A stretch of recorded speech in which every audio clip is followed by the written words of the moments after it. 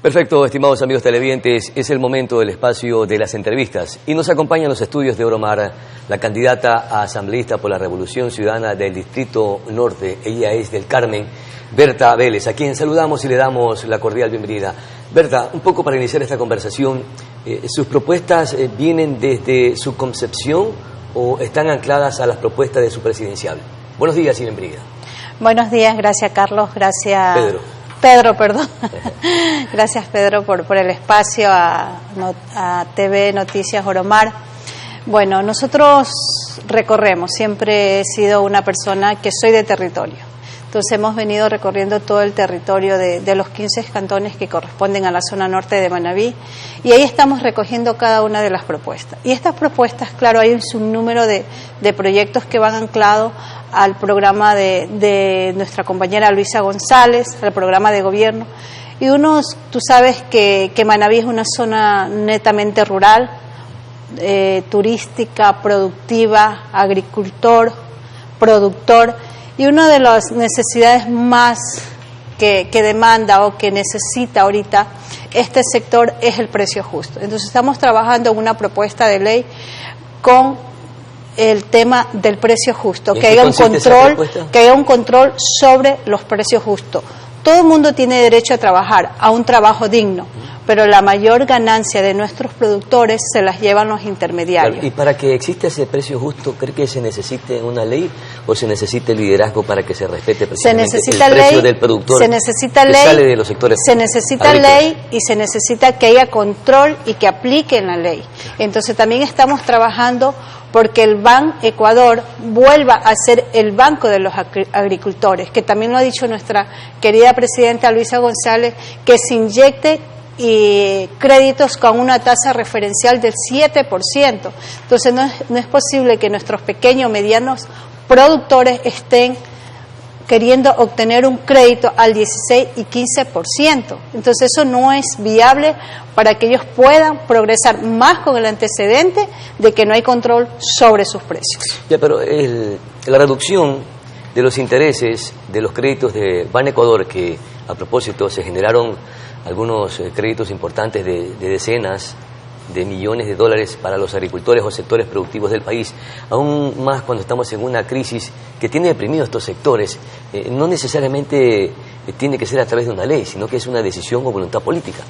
Claro, sí, pero hay que regular, porque tú sabes que las leyes, se establecen las leyes, ese es el paraguas que te da para que tú puedas hacer una buena administración dentro del sector público. Entonces está la ley y vienen los reglamentos, claro que es una decisión política, pero ahorita vemos cómo te refinancian las deudas, tanto en el sector privado como en el sector público, que te cobran interés sobre interés, y eso no te permite la ley. Pero como estamos en un país sin ley, las leyes no se respetan, porque eso es inconstitucional, que te cobren intereses sobre intereses, porque tú terminas pagando un crédito 3-4 veces más del capital que obtuviste. Perfecto, entonces la primera propuesta es reformar o aprobar leyes que precisamente beneficien a los sectores productivos del país.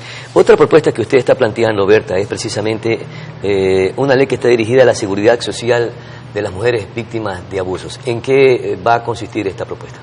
Mira, sabemos que cómo está la justicia del país, cómo se ha venido operando la justicia del país. Entonces, las mujeres víctimas de violencias a veces no reciben el adecuado control o el adecuado cuidado frente a las violencias que ellas reciben. Entonces, antes te daban un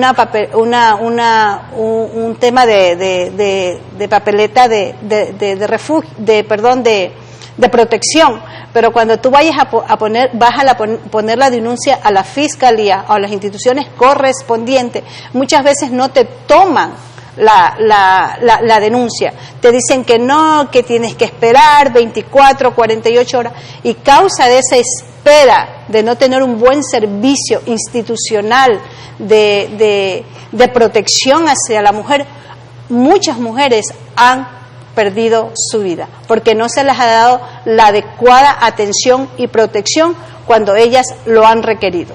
¿Y qué mecanismo aplicará a través de la reforma que usted intenta plantear como proyecto de ley para que se pueda llegar a este seguro social con las mujeres que son víctimas de abuso en nuestro país? Mira, eso hay que trabajarlo, por eso te digo, es un proyecto de ley para que puedan tener no solamente una seguridad jurídica, sino una seguridad social. Claro. Porque muchas veces hay mujeres que son madres solteras o sus hijos matan y sus hijos se quedan en el aire. Entonces, cuando se tiene una seguridad social y sufren femicidios, son atentadas y muchas veces este atentamiento resulta con la muerte. Entonces, cuando tienes una seguridad social, tú no solamente la tienes tú, sino que se han cubierto sus hijos. ¿Y ustedes tienen alguna data de mujeres de abuso de toda índole, ¿no?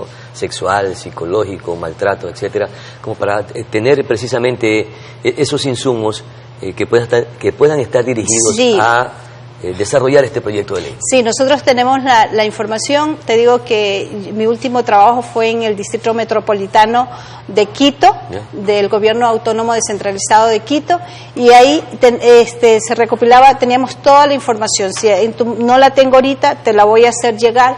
Entonces, el índice porque en función de eso usted va a plantear su propuesta, en función de eso nosotros, ¿no?, vamos a hacer la propuesta de ley, porque la propuesta de ley se la hace en función de los resultados que tú tienes en territorio y de los resultados que tú tienes frente a cada ciudadano.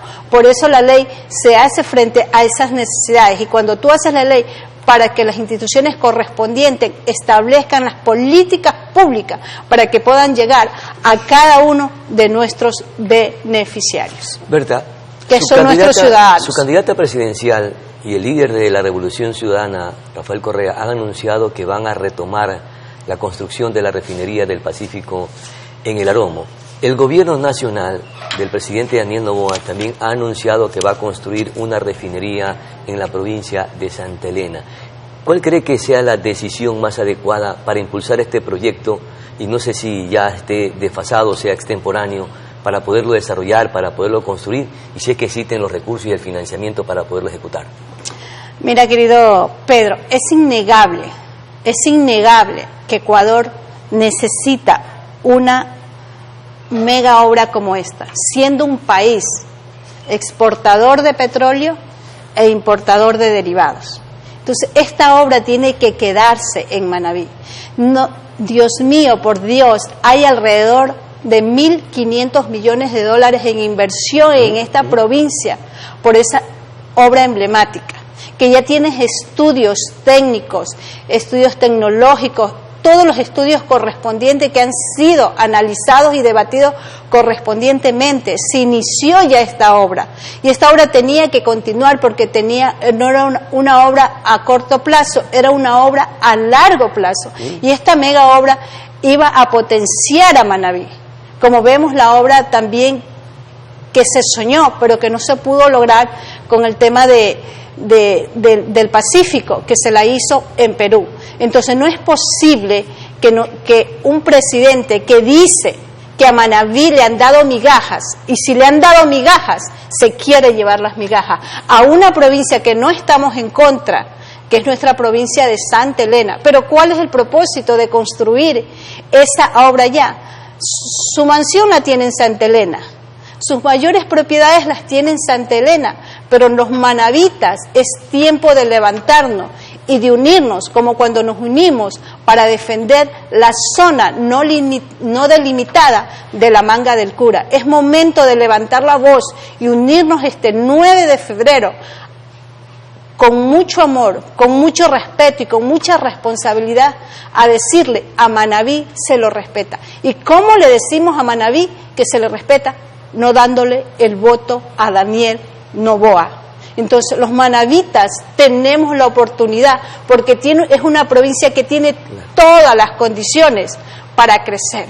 Imagínate cuántos empleos se pierden. Claro, pero lo que aún no se logra entender es que la refinería del Pacífico se anunció en el año 2007, en el 2008 se colocó la primera piedra, terminó el periodo del gobierno del presidente Rafael Correa y no consiguieron financiamiento. Porque entonces insistir si nadie quiere meter plata en ese proyecto. No es que nadie quiere meter plata, Empezamos con ese megaproyecto, pero como te dije antes, era un megaproyecto no a corto plazo, era un megaproyecto a largo plazo. Más de 10 años, pero si se no se fue haciendo las recursos. inversiones correspondientes. Inclusive tiene hallazgos de irregularidades por parte de la Contraloría General del Estado. Entonces los gobiernos, tenemos 7 años que ningún gobierno ha hecho una obra emblemática en el país y en Manabí. Bueno, ¿y qué obra emblemática ha realizado el gobierno de la Revolución Ciudadana en Manta, en esta región? Bueno, nosotros iniciamos con el proyecto, por eso digo, nosotros dejamos implantado el proyecto de la refinería, que esto... Iniciar un proyecto no significa entregar una obra. No, es que, pero te digo, nosotros hemos hecho en Manta, ¿te recuerdas del puente de Bahías? De las escuelas del milenio, hemos hecho, por eso Manabí es agradecido con la Revolución Ciudadana. Las inversiones del gobierno de la Revolución Ciudadana en Manabí fueron emblemáticas y por eso, por ese odio, porque los manabitas tenemos una virtud, los manabitas somos agradecidos con quien nos da un vaso con agua. Esa es una característica, que somos hospedadores, somos agradecidos y por eso siempre hemos estado apoyando a este proyecto de la Revolución Ciudadana. Pero yo te llamo a una reflexión, querido Pedro. Con odio no se construye con amor, con compromiso y con responsabilidad. Y es hora de levantarnos como manabitas y como ecuatorianos. ¿Cuánto odio despedían todos los sábados? Entonces, bueno, muchísimas gracias, mi querida Berta. Lamentablemente el tiempo se nos fue.